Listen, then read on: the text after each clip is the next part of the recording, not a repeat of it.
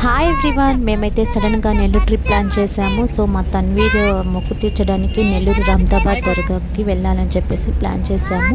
So finally tickets కూడా last మూమెంట్లో sleepers book చేశారు మా హస్బెండ్.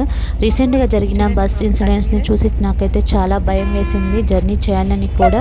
సో నేనైతే మా హస్బెండ్కి రిక్వెస్ట్ చేశాను, ప్లీజ్ ట్రైన్ చూడొచ్చు కదా, ఎందుకు బస్ అని కూడా చెప్పాను. లేదు ట్రైన్స్ వెయిటింగ్ లిస్ట్లో ఉన్నాయి, సో బస్కే వెళ్దామని చెప్పేసి చెప్పారు.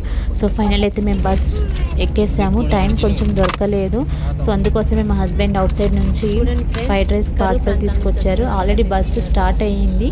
మేము అలాగే జర్నీ చేస్తూ కూడా మేము డిన్నర్ కంప్లీట్ చేసాము. ఇంకా నెక్స్ట్ డే వచ్చేసి మార్నింగ్ అయిపోయిందండి. చూడండి, ఇద్దరు బ్రదర్స్ కూడా లేచారు. మేమైతే దర్గాకి దగ్గరలో రీచ్ అయ్యాము. వీళ్ళిద్దరు కూడా లేచారు, ఇద్దరు అన్న తమ్ముళ్ళు. చూడండి ఎలా చూసి ఎంజాయ్ చేస్తున్నారు నేచర్ని. మా తన్వీర్ అయితే అల్లరి అస్సలు రోజు రోజుకి ఎక్కువ అవుతుందండి, అస్సలు మాట వినడం లేదు.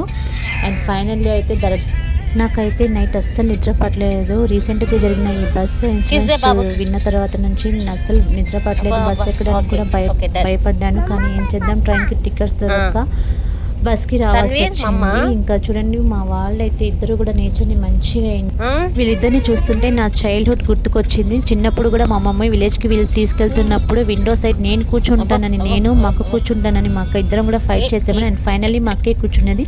సో వీడియో నచ్చితే లైక్ చేయండి. Thank you so much.